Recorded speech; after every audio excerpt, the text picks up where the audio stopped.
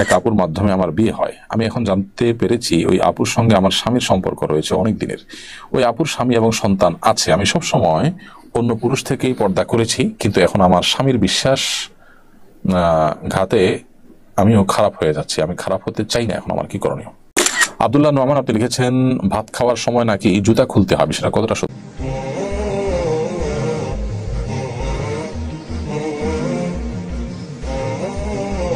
এক আপুর মাধ্যমে আমার বিয়ে হয়। আমি এখন জানতে পেরেছি ওই আপুর সঙ্গে আমার স্বামীর সম্পর্ক রয়েছে অনেক দিনের।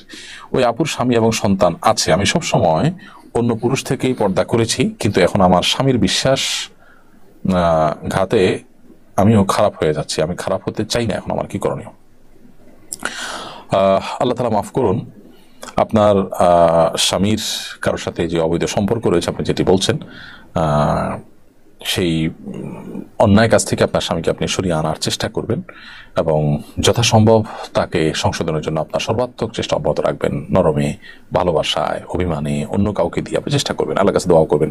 যদি তার সংশোধনের পথে আসার সম্ভাবনা থাকে তো আলহামদুলিল্লাহ, আর না হলে আপনি সে যদি তার এই খারাপ কাজ অব্যাহতভাবে চালিয়ে যায় এবং সম্ভাবনা কম থাকে তার ফিরে আসার, তাহলে আপনি তাকে প্রয়োজনে ত্যাগ করবেন। কারণ খারাপ এবং বাজে মানুষের সঙ্গ আপনাকে সারা জীবন অবলম্বন করে যেতে হবে, সেটা আপনাকে সেটি বাধ্য করে না, বরং আপনার নিজেও যে খারাপ হয়ে যেতে পারে সে আশঙ্কা করছেন, সেই জায়গা থেকে আপনাকে ভেবেচিন্তে ডিসিশন নিতে হবে। বিশেষ করে আপনার পারিপার্শ্বিক অবস্থা এক্ষেত্রে বিবেচনা আনতে হবে যে আপনি কি করবেন। তবে তিনি তার যে পাপাচারে লিপ্ত আছেন সেটার জন্য আপনার কোনো দায় থাকবে না।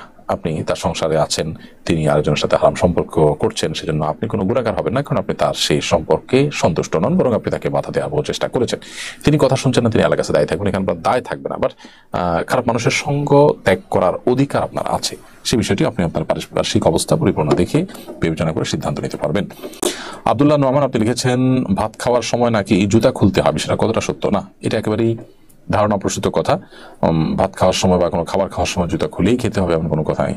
জুতা পরে খাবার খেলে কোনো প্রকার গুনাহ হয় না এবং কোনো প্রকার ক্ষয়ক্ষতি হয় না, এবং শরীরের কোথাও এরকম কোনো নিষেধাজ্ঞা কিন্তু নেই। অতএব জুতা খুলে খাওয়ার বাধ্যতামূলক এ কথাটা কোনো সঠিক কথা নয়। তবে খাবার সময় আমরা বিনয়ী হয়ে বসবো, বিনয় প্রকাশ হবে সে বিষয়টা আমাদের মাথায় থাকবে, সেটি যেন আমাদের খেয়াল থাকে। মানে অহংকার যেন প্রকাশ না হয়, আল্লাহ তাআলার নেয়ামতের প্রতি আমাদের কৃতজ্ঞতা বোধ আছে সে যেন প্রকাশ হয়, নবী সাল্লাল্লাহু আলাইহি ওয়াসাল্লামের যে সমস্ত সুন্নাহগুলো আছে সেগুলো যেন আমরা মেনটেন করতে হবে, সেটি খেয়াল রাখবো। এবার ঈদে মিলাদুন্নবী উপলক্ষে আয়োজিত কোনো শোভাযাত্রায় হামলার ঘটনা ঘটেছে, বিষয়টা কতটা সঙ্গত? খুবই দুঃখজনক যদি এরকম কোনো ঘটনা ঘটে থাকে। আমি জানি না, আমি দেশের বাইরে ছিলাম ওই সময়টাতে।